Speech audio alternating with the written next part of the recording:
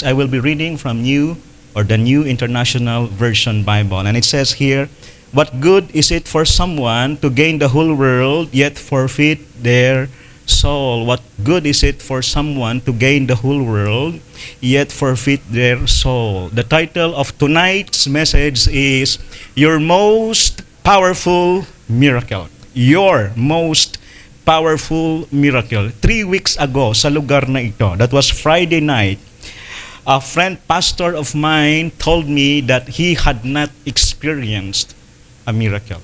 He had not experienced a miracle. In my heart, I respectfully disagreed, because all true Christians have experienced the most powerful miracle in heaven and on earth. Lahat ng mga nakipag-isa na kay Kristo, naranasan na po natin ang most powerful miracle in heaven and on earth. But first, let's define what is a miracle, dahil tinitake natin for granted yung salitang miracle. Now, the best definition I found ay dito sa Merriam-Webster Dictionary, which says a miracle is an extraordinary event manifesting divine or God intervention in human affairs. A miracle is an act of God that transcends natural laws and human capabilities. Kapag ka ang imposible ay naging posible, yan po ay miracle. Miracle is an act of God. Kapag ka ang Diyos kumilos sa buhay ng tao sa sitwasyon niya na imposibleng mangyari kung sa tao lang at sa natural laws lang, yan po ay miracle. Nung si Mary kinausap ni Angel Gabriel na she will give birth to a son by a virgin birth, nagtaka po siya, sabi niya, how can this be? Paano mangyari na ako virgin manganak, ni hindi pa nga ako naikasal kay Joseph na na-engaged na siya? Pero ang tugon ni Angel Gabriel in Luke chapter 1 verse 37, "For with God nothing will be impossible." Yung kapanganakan ng Panginoong Jesus was a miracle because it was a virgin birth. So ang miracle po ay nangyayari kapag yung sa isip at sa karanasan ng tao imposible pero naging posible. Now, marami pong documented miracles sa Bible from Genesis to Revelation. Punong-puno ang Bible ng mga kaganapan kung paanong gumawa ng miracle ang Panginoong Diyos. During the creation pa nga lang po, miracle na rin. Na yun, God said, "Let there be light," and there was light. Ang lahat ng nilikha ng Diyos ay miracle. From creation to the end times. Yung end times, yung mangyayaring wakas ay miracle din po ito.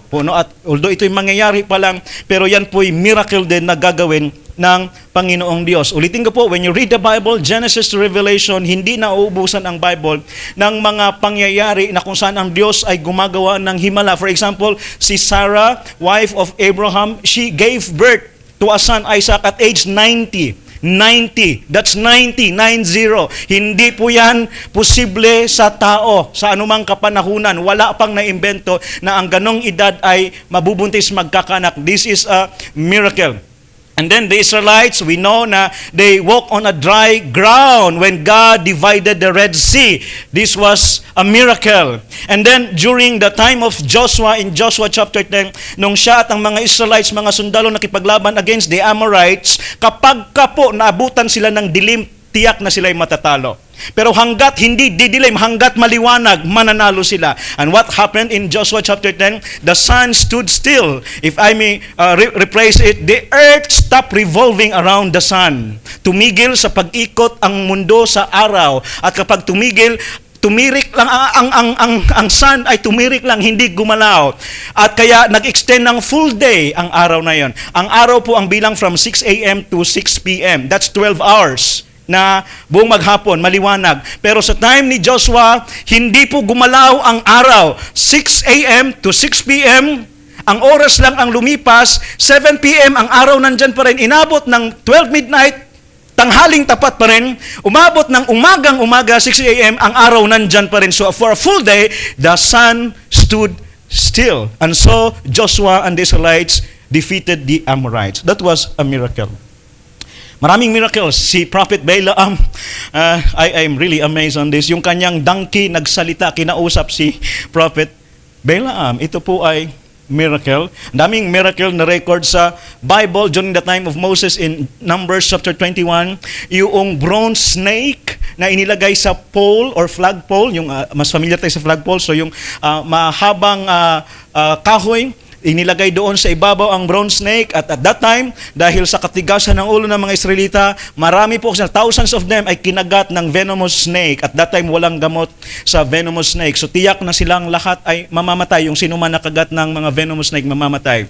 Pero ang miracle, sabi ng Panginoon Diyos kay Moses, sino mang titingin, whoever look at this bronze snake na nasa pole, itayo mo yan para makita nila. At tunay nga po, lahat ng tumingin dito by faith, hindi sila namatay. At ito'y representation sa gagawin pa ng Diyos na pagdating ng New Testament, hindi bronze snake ang kanyang itatayo, kundi yung kanyang nag-iisang anak, ang Panginoong Jesus, itinaas doon sa krus ng Calvary.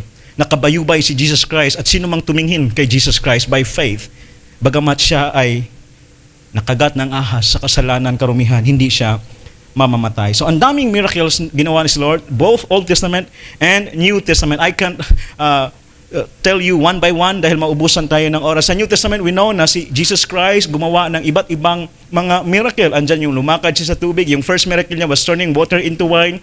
Andyan yung pinagaling niya yung iba't ibang mga sakit at karamdaman. Binuhay niya yung mga patay. Hindi lang si Lazarus, hindi lang yung daughter ni Jairus ang kanyang binuhay. Alam niyo po, nung nag-resurrect si Jesus Christ, on the third day, Sunday, early morning, nung nag-resurrect si Lord, lahat din po ng mga righteous people sa libingan ng Israel ay bumangon. This was a miracle. Ang daming taong nabuhay on that day. Kung ako ay kamag-anak noon at matagal ko nang inilibing, nandun sa libingan yung kamag-anak ko, nung nag-resurrect si Lord, abay sumabay yung mga righteous people at kakatok sa bahay, kapatid, kuya, pakain naman.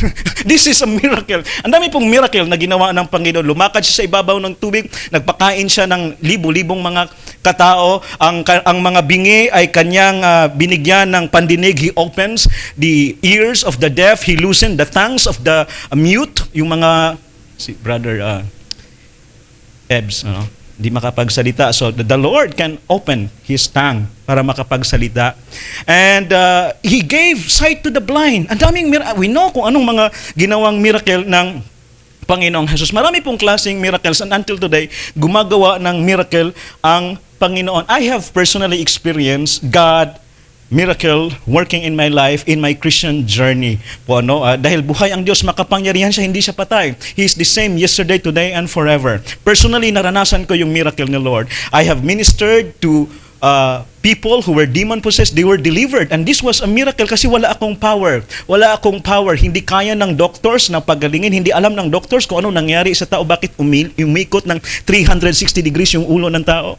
At hindi kaya ng doktor pagalingin. But by the grace of God, through His power, miraculously na-deliver ang mga ganitong tao. I have personally witnessed kung paanong binagsak ni Lord ang presyo ng airfare, ng eroplano, na namutla yung kahera. Sabi niya, sir, hindi pwedeng mangyari na kailanman sa tagal ko dito, hindi ito bababa. Tataas pa ito lalo kasi ang flight nyo, gusto nyo pala ng flight nyo bukas. Gusto nyo makatipid, dapat ahead of time kumuha na kayo ng ticket.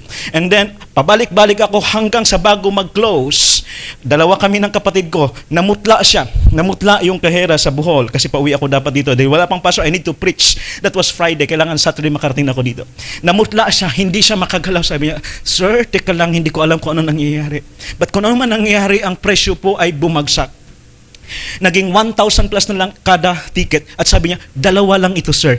And I need 2 tickets for me and my sister Josephine. I have witnessed many miracles. I've witnessed how God stopped the storm. Yung mga magsasabi nila, kailanman, Pastor, sa karanasa ko, hindi yan. Habagat ang susunod, hindi titigil ang hangin. So, hindi na kayo makakapunta sa Bohol from Cebu. Pero kinabukasan, sinabi niya, that was night. Kinabukasan, ang linaw. Nakarating kami sa isla, nakapag-mission kami. God stopped the storm. My wife, whom I asked specifically from God, was a miracle. Imposible pong lahat ng hiningi ko ay meron pala. I asked for a woman na nag-start ng letter J. Yung name niya, akala ko hindi mangyari. Kaya yung ibang mga crush ko, kahit iba ang simula, pinapalitan ko ng J. Halimbawa, hindi lingid sa iba dito, crush na crush ko si Isa. Kaya sabi ko, Jesus siguro. Pero hindi pwedeng dayain. Isa yung, so hindi pwede. Sabi ko, hindi pwede kasi I asked for letter J. Kasi yung parents ko J, lahat mga kapatid ko J. I asked for letter J and she should be a pastor's daughter. Pastor's daughter. And she should have not entered any relationship. Walang boyfriend ever since. And dapat doctor siya or nurse para katuwang ko sa ministry. Lahat ito sa amin, Lord, ibibigay ko sa iyo. Na-meet ko yung wife ko, J. Velin. Hindi lang letter J. Isang letra lang ang pagkakaiba namin. JP, JV. Pastor's daughter. She was 32 when I met her. Ang daming naniligaw sa kanya, pero wala siyang sinagot. That was impossible. Impossible. And never siyang nag-boyfriend. And siya ay nurse. To me, this was a miracle.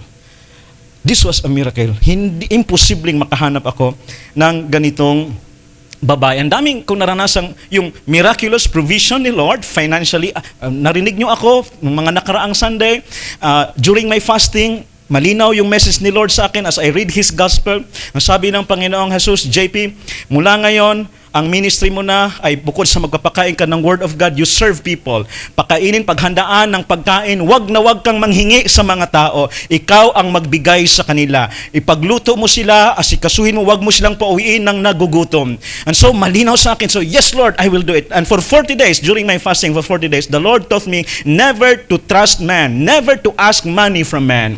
And hindi po ako sanay. Dahil aminin ko po sa inyo, nung nagsimula ako mag-ministry, ang orientation ko po, naturuan ako sa Korean background, sa Baptist background, yung mag-raise ng pera, yung magsabi sa mga kapatiran, sa church members, sa mga meron na magtulungan sa church. Kasi yun naman talaga, paano ma-operate ang church kung walang support from the members? But the Lord told me during those fasting, 40 days, sabi, wag kang magtiwala, wag kang humingi. It was so difficult dahil sa tuwing magpipray ako, yung back of my mind, may naiisip akong mga tao na mga generous. Alam niyo po yun? Ang hirap alisin. So habang nagpipray, Lord, please provide this need. Pero may naisip ako na baka magbigay si ganito, magbigay si ganyan. The Lord does not want it. Inalis niya yung lahat until bago matapos yung 40 days by the grace of God, hindi na ako nagtiwala sa tao.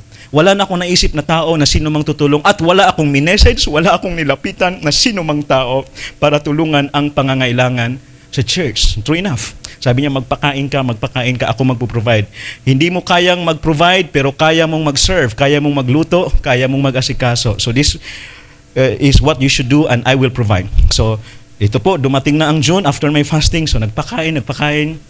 And then, May pa lang, on the last day of my prayer and fasting, that was May 23, Friday.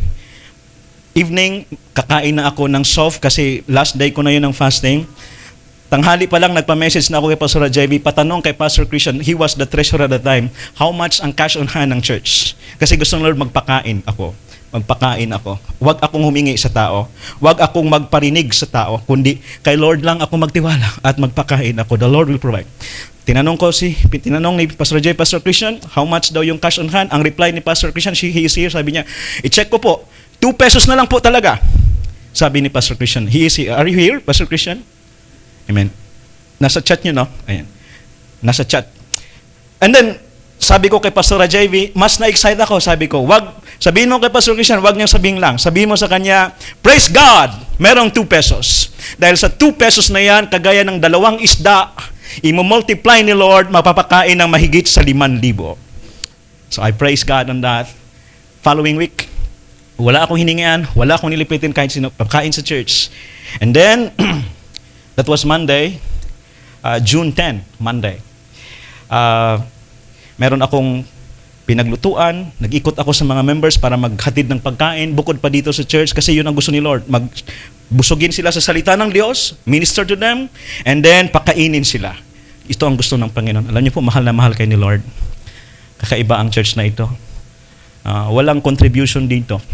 Ayaw ni Lord na magpa-pledge ako sa inyo na mga kapatid, patlak tayo ha. Ayaw ni Lord.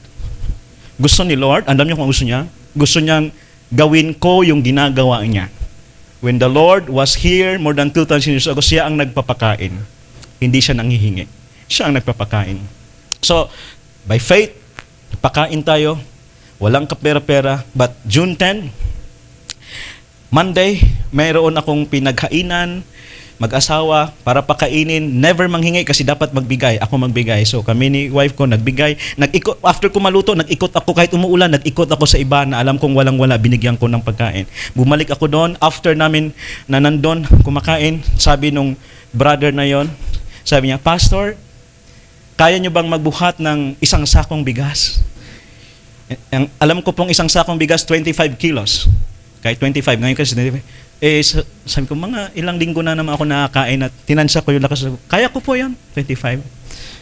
Sabi niya, 50 kilos yun, Pastor. Hindi ko pala kaya. 50 kilos. Nilagay niya na sa trunk noong sasakyan. 50 kilos. Sabi ko, magpapakain si Lord mahigit sa 5,000. I remember God, the Lord Jesus, minultiply niya ang 5 pieces of bread. 5 bread, pinakain niya ang mahigit sa 5,000. And here comes. Nung hapon na yun, may nag-abot pala sa amin ng 500 pesos. Hindi ko naman hiningian. Ayaw na ni Lord manghingi ako. Ayaw ni Lord na magsabi ako.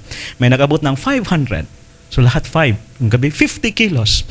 So Lord, may 50 kilos. Praise God! Totoo, Lord, salamat. Hindi ako nang hingi, pero binigyan nyo ng 50 kilos. Marami-rami na ito. Ilang saingan na ito. Actually, until now, mayroong pagbigas doon. Kaya every kainan, kumain po kayo kasi si Lord nagpo-provide. That was Monday, June 10. Following day, June 11, sabi ko, Lord, andito na ang bigas, andito na ang bread. Where is the 2 fish? Kasi sabi ko kay Pastor Christian, the Lord will multiply that. Sabi ko kay Pastor JV, He will multiply the 2 fish to feed more than 5,000. Following day, June 11, mayroong, wala pa akong hiningian kahit sino. May nagpadala, may nagbigay sa akin, 200,000 pesos. Amen. Palakpakan natin si Lord. 2 pesos. The Lord multiplied it to 100,000. 2 times 100,000 equals 200,000 pesos. The Lord is real. He is with us. He is all powerful. And kanina, tanghali, mabilis ko lang po kasing ubusin yon sa ministry, sa church. Kaninang tanghali, lumapit si Ate May, yung tagaluto natin. At yung treasurer, sabi nila, Pastor, mamayang hapon, mayroong masagana ang pagkain ng tanghali, pero mamayang hapon, kailangan mag-prepare ulit ng dinner. Sabi nila, Pastor, saan ko kunin yung pang-dinner? Kay treasurer ba? Sabi ko, sa akin. Sa akin magsabi kung magkano ang kailangan. Pero hindi ko sinabi na wala akong pera, pero meron akong source, si Lord. At wala akong taong hihingian. Kanina, sabi kong tanghali, magsabi lang kung magkano ang kailangan. Sabi natin, sige Pastor, maghanda ako sa inyo ako hingi. Yes, tanghali dito, habang nagkakainan. Hindi niya alam, wala akong pera. Paglabas ko, papunta akong CR. Kinabahan ako papuntang CR, but that's okay. Papuntang CR. Habang papunta akong CR, pagpasok ng CR, nag-pray ako. Sabi, Lord God, this is your ministry. Saan ang pang-ulam mamayang hapon? Saan ang pang-ulam mamayang hapon? Wala akong hiningin. Ayaw ko manghingi kahit sino, Lord. Pagbalik ko po, segundo lang, wala pang minuto pagbalik ko dito. Sabi ng wife ko, Love, nagbigay si Sister LV 1,000 pesos pang pagkain daw ng church. Sabi ko, halika kay Ate May, sabihin mo, si Lord nag-provide agad. Amen! Amen! Wala akong hiningan, but the Lord provides. So I've experienced many miraculous works ni Lord financially. But you know, more than that, listen to this. Huwag tayong ma-excite dun sa pera, na blessing. Huwag tayong ma-excite sa miracle na kagalingang physical, because the greatest, your most powerful miracle is not money, not your health or any material things, but your most powerful miracle is the salvation of your soul through Jesus Christ. That's your most powerful miracle. Lahat tayo nakareceive niyan. Lahat tayo nakareceive niyan. We have that kind of miracle. The miracle of the salvation of your soul. Why? Sabi ng Panginoong Jesus, what good is it for someone to gain the whole world yet forfeit their soul? Kung akin po yang iparaphrase, anong pakinabang? Kung yayaman ka nga, maranasan mong himala, bigla kang yumaman, sa'yo na lahat ng kayamanan sa mundo. And this is a miracle. Pero anong klaseng miracle yan? Anong pakinabang ng miracle sa pera mo kung ang iyong kaluluwa ay mapapahamak sa impyerno? You see, your most powerful miracle is the salvation of your soul. In Matthew chapter 19, meron doong young man na mayaman. Ang sabi niya kay Jesus, "Good teacher, what must I do to inherit life?" Ang sabi ni Lord, "Why do you call me good? There's only one good, ang ating Diyos. And do the commandments, keep the commandments." "Lord, which one?" Sabi niya, "Do not kill, do not murder, do not accuse falsely. Follow the 10 commandments." Sabi niya, "Lord, lahat niya nagawa ko. Ano pa ba?" Sabi ng Panginoon, "You still lack one thing. Sell all you have and give to the poor, then follow me." And alam natin nangyari, yung lalaking mayaman na ito nalungkot. Hindi niya kayang gawin na ibenta ang kayamanan at ipamigay sa mahihirap. So umalis siyang malungkot. Hindi siya nakasunod kay Lord. Hindi naligtas ang kanyang kaluluwa. Ang desire niya for him to enter life, to have salvation of his soul. Pero yung pera hindi niya maiwanan. So sabi ng Panginoon dito, sinabi ni Lord sa kanyang mga disciples in verse 23 to 24, Matthew chapter 19, "It is hard for a rich man to enter the kingdom of God. It is easier for a camel to go through the eye of a needle than for someone who is rich to enter the kingdom of God." Bakit? Kasi aanhin mo ang pera mo.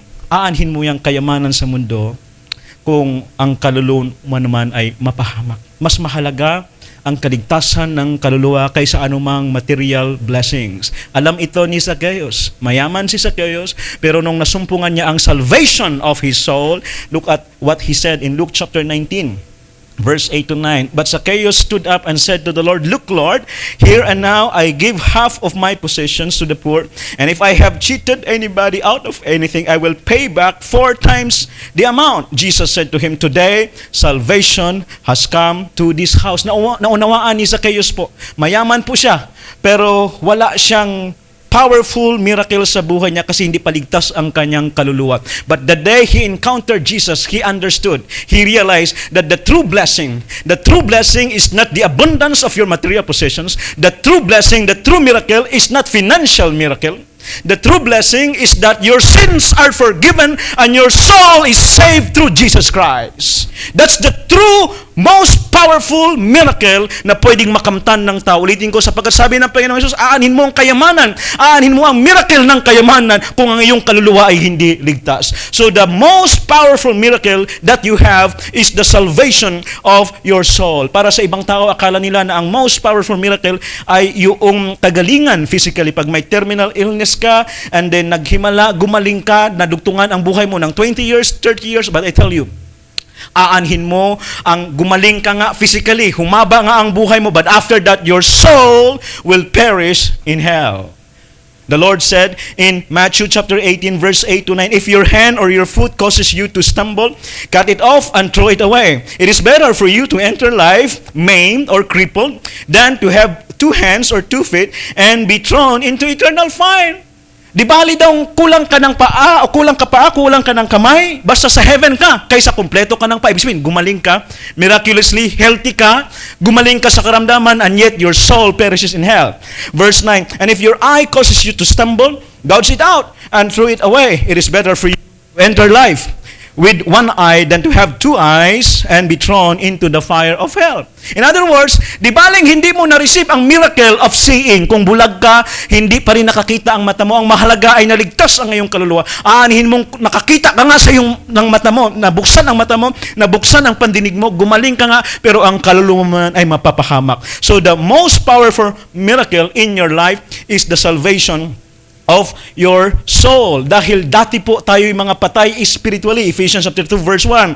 "As for you, you were dead in your transgressions and sin." Tandaan po natin mga kapatid, dati tayo'y patay. We were dead spiritually because of our sins. The wages of sin is death, and all men have sinned. So lahat tayo ay dating patay. That's why the greatest miracle ay yung binuhay tayo ng Panginoong Diyos. Yung hindi natin kayang gawin na mamuhay ng kabanalan, mamuhay sa kaluwalhatian, sa pamantayan ng Diyos, ginawa ng Panginoong Jesus. Bumaba ang anak ng Diyos para ipamuhay ang banal na pamumuhay na walang kapintasan. He lived a sinless life to take away our sins. He lived a sinless life so that His blood remains pure, and that precious blood was shed on the cross for the forgiveness of our sins. He is the Lamb of God who takes away the sin of the world, and this is the greatest miracle man could ever have. 1 John chapter 3 verse 5, But you know that He appeared, Jesus Christ appeared, so that He might take away our sins. And in Him is no sin. Ito ang greatest miracle natin, most powerful miracle. Look at Romans chapter 4, verse 7 to 8.